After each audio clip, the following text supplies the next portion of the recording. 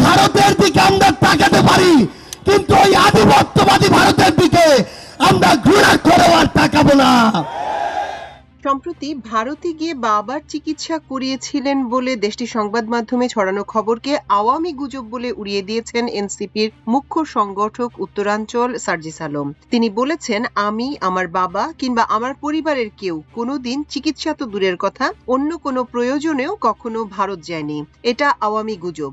এই গুজবকে যাচাই না করে নিউজ আকারে যখন কলকাতার মিডিয়ায় ফলাও করে প্রচার করে, তখন তাদের মিডিয়ার বেহাল দশা আর কোয়ালিটি বোঝা যায়।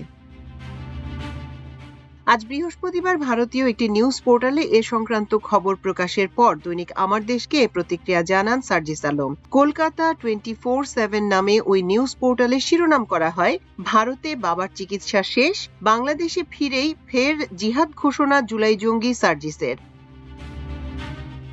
ওই প্রতিবেদনে বলা হয়, সম্প্রতি ভিসা নিয়ে ভারতে এসে বাবার চিকিৎসা করিয়েছিলেন বাংলাদেশের জুলাই আন্দোলনের মুখ সার্জিস আলম। বাবার শারীরিক অবস্থার অবনতি হওয়ায় ভারতে এসে চিকিৎসা করিয়েছিলেন তিনি, কিন্তু দেশে ফিরেই ফের ভারতের বিরুদ্ধে বিষোদ্গার করলেন এই ইসলামপন্থী নেতা।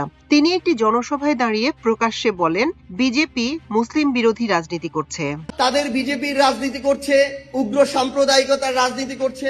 তিনি আরো বলেন যে দেশ শোষণের মানসিকতা নিয়ে বন্ধুত্ব করতে চায় সেই দেশের সঙ্গে কোনো সম্পর্ক নেই। এই বক্তৃতার ভিডিও ভাইরাল হলে শুরু হয়েছে বিতর্কের ঝড়। অনেকেই মনে করছেন, যে ব্যক্তি ভারতের ভিসা নিয়ে বাবার চিকিৎসা করে সে কি করে এ ধরনের দ্বিচারিতা করতে পারে। তবে সার্জিস কবে ভারতে গিয়েছিলেন, ভারতের কোথায় বাবার চিকিৎসা করিয়েছিলেন সে ব্যাপারে এ প্রতিবেদনে কিছু উল্লেখ করা হয়নি। এই নিউজ প্রসঙ্গে সার্জিস আলম আমার দেশকে বলেন, আমি আমার বক্তব্যে যা বলেছি সেটা খুবই স্পষ্ট। আমরা পৃথিবীর কোনো রাষ্ট্র বিরোধী নই, এমনকি ভারত বিদ্বেষীও নই, কিন্তু ভারতের সম্পর্ক হতে হবে বাংলাদেশ রাষ্ট্রের সাথে, বাংলাদেশের জনগণের সাথে। কোনো তদবির করা ক্ষমতাসীন দলের সাথে সম্পর্ক করে বাংলাদেশের উপর শুধু ভারতই নয়, অন্য কোনো দেশেরও আধিপত্য মেনে নেওয়া হবে না।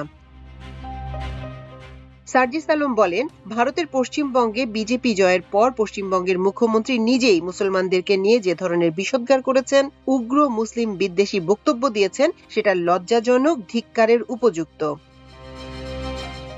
তিনি বলেন, শুধু ভারত নয়, পৃথিবীর যে কোনো দেশে শুধু ধর্মের পরিচয়ের কারণে যদি তাদের উপরে অন্যায় করা হয়, আমরা সেটার প্রতিবাদ জানাবো। সার্জিস আলম আরো বলেন, সীমান্তে আমাদের ভাইদের হত্যা করে ভারত যদি মনে করে তাদের সাথে আমাদের সম্পর্ক স্বাভাবিক হবে, সেটা কখনোই সম্ভব না। সম্পর্ক হতে হবে সমতার, সম্মানের। খাতা কলমের সম্পর্ক আর জনগণের সম্পর্ক কোনোদিন এক হতে পারে না।